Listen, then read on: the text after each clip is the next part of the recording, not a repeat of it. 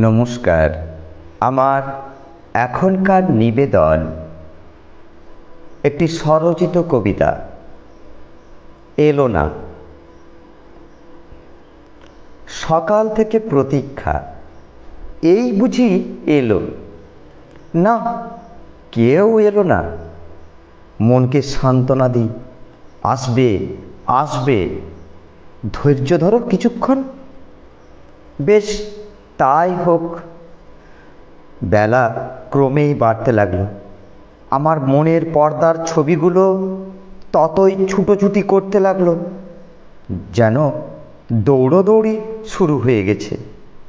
না, তবুও না। ধৈর্যের বাঁধ ভাঙতে লাগলো। তীব্র রৌদ্রে বেরিয়ে পড়লাম খালি পায়ে পথে পথে। চারিদিক অন্ধকার, শুনশান। মাথার উপর সূর্য, কাঠফাটা রৌদ্রে কিছুটা হাঁটাহাঁটি। মন বিষাদ আর হতাশায় পূর্ণ হতে লাগলো। ফিরে আসলাম, তবুও আশা ছাড়িনি। আসবে, নিশ্চয়ই আসবে।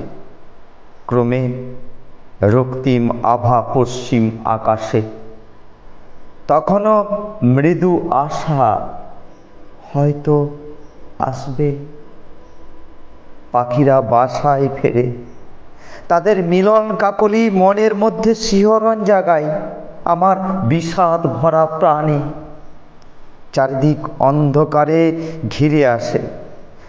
সারাদিন পথ চেয়ে বসে আমি একা।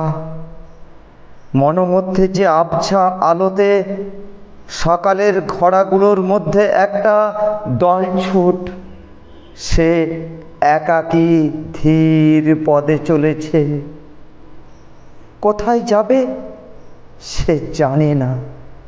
আমার মনের মধ্যে প্রদীপের শেষ আলোটুকু দপ করে জ্বলে নিভে গেল।